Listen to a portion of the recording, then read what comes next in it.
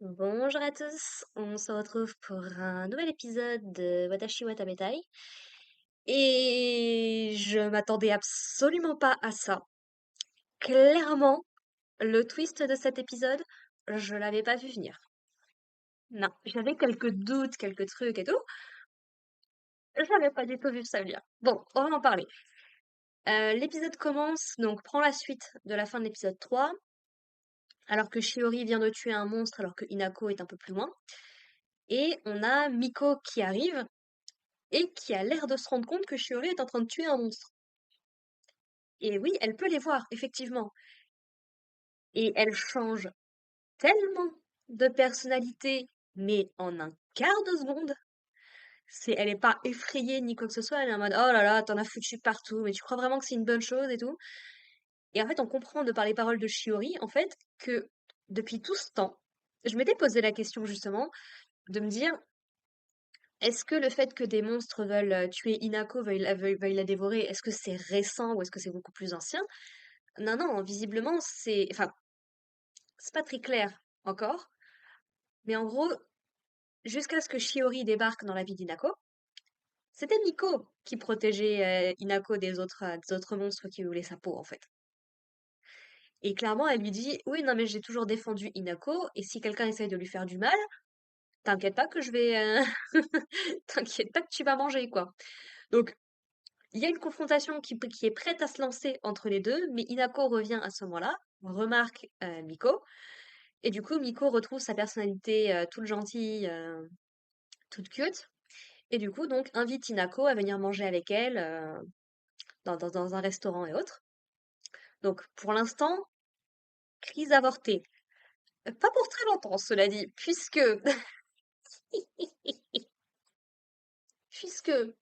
donc, Shiori est un petit peu intriguée par cette fille, elle se dit, tiens, c'est quand même bizarre, enfin, elle le dit pas verbalement, mais on le comprend que, bah, effectivement, Miko, elle est pas censée voir les monstres, normalement. Et Shiori, ça l'intrigue. Elle se dit, bah, je vais aller piquer le cahier de la classe de notre prof pour essayer de voir qu'est-ce que je peux trouver comme information par rapport à cette fille, quoi. Chose qui m'a beaucoup fait rire d'ailleurs. Effectivement, Shiori est un personnage très très ancien, clairement.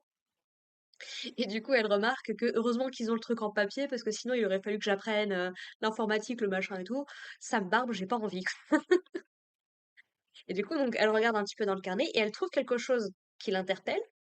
Et donc, elle décide d'aller confronter Miko et Hinako en disant à Hinako, viens vers moi, s'il te plaît, ne reste pas à côté de cette fille. Et elle va commencer un petit peu à lui parler, à lui demander est-ce que tu es sûre que Miko c'est ta meilleure amie, est-ce que vous avez vraiment des souvenirs ensemble?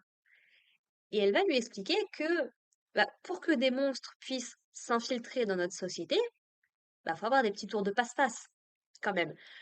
Fut un temps dans le Japon féodal, tu disais que tu étais un étranger, globalement, ça pouvait passer, tu pouvais t'infiltrer et faire un massacre, quoi, pas de problème.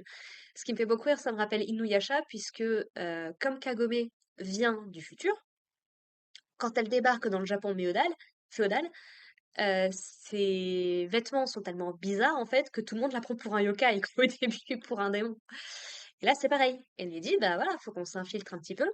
Sauf que bon, bah, aujourd'hui, c'est un petit peu plus compliqué, forcément, faut avoir un livret de famille, faut avoir des documents pour prouver son identité et tout. Et du coup, bah, faut qu'on trouve d'autres méthodes, notamment en utilisant de la magie.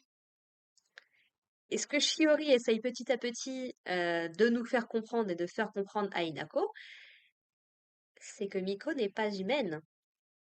Miko est un monstre. Ce qui explique pas mal de choses de cet épisode-là. Je l'avais dit dans des épisodes précédents, je vous avais dit, euh, voilà, elle s'appelle Miko, elle a un chapelet autour du poignet. Il me semble, je peux me tromper, je confonds peut-être avec une autre série, mais il me semble que elle vient dans une famille, dans un temple ou autre.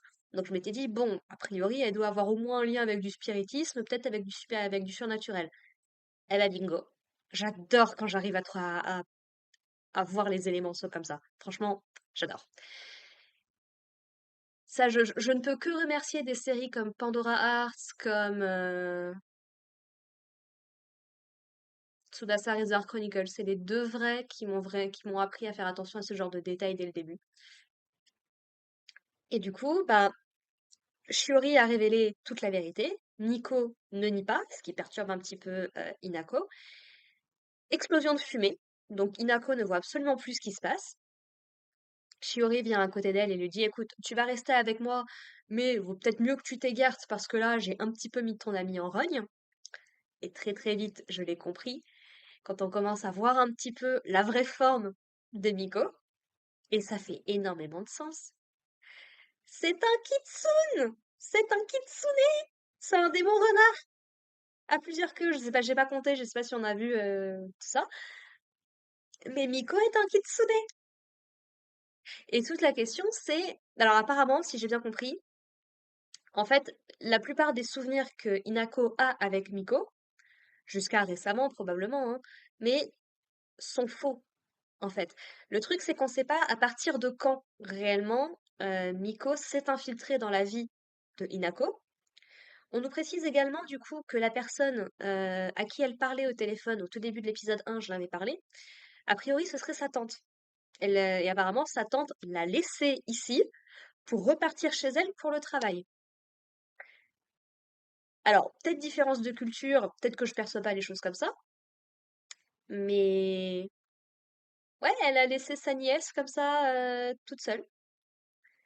Très bien. Alors que sa nièce est au fond du gouffre. Alors, elle s'en rend peut-être pas compte, hein. On connaît pas la relation avec cette personne-là, qui ne sera même pas là pour l'anniversaire de la mort de ses parents.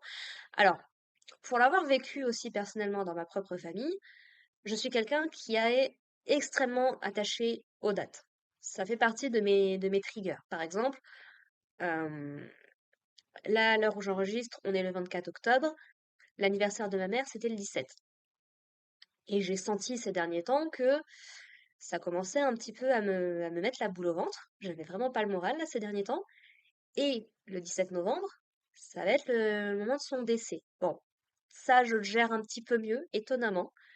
Mais je sais pas, je pense que parce que comme les anniversaires, les fêtes, ce genre de choses, c'est censé être des moments joyeux, moi ça me rappelle principalement que les gens ne sont pas là en fait. Donc voilà, il y a tout un truc par rapport à tout ça, et on sent que ça affecte Inako. Mais Inako, elle a pas envie d'embêter les autres, donc elle va rien dire, elle va... Bref. Donc voilà, donc on ne connaît pas la relation avec sa tante, on ne sait pas si c'est côté mère, côté père. Et nouvelle théorie du coup qui me vient en tête, c'est c'est tout bête parce qu'on voit une image de petite Inako. Alors on ne sait pas si c'est réel ou si c'est son imagination, comment elle a perçu les choses par exemple, mais on la voit petite avec ses parents qui sont en train de partir sans elle. Supposément, c'est peut-être le moment où elle a été entre la vie et la mort. Peut-être. Et Miko qui vient l'aider. Ma question, je soupçonne toujours que quelqu'un ait pu aider Inako quand elle était pas bien. Est-ce que Miko ne serait pas la personne à lui avoir sauvé la vie? Ou est-ce que ce n'est pas Miko qui lui a dit il faut que tu survives, qu'il faut que faut que tu t'en sortes, quoi. Je sais pas. À l'heure actuelle, j'attends avec grande impatience. Là, je suis dépitée parce que du coup, euh, j'ai rattrapé l'animé, j'ai vu les 4 épisodes, donc maintenant ça va être attendre la suite. Autant Ranma, Cat Size, je peux attendre parce que je connais un peu. Mais Tashiwa Tabeta et ce monstre veut me bouffer. J'aimerais bien pouvoir tout binge. Ce serait vachement cool. Mais bon, tant pis, c'est la vie, c'est le jeu. Voilà. Sur ce, bah écoutez, n'hésitez pas à me dire ce que vous en avez pensé dans les commentaires. On se retrouve la semaine prochaine pour parler de l'épisode 5. Et puis bah, en attendant, portez-vous bien. Prenez soin de vous surtout. Prenez soin de vos proches. Et puis à la prochaine. Allez, bye les gens.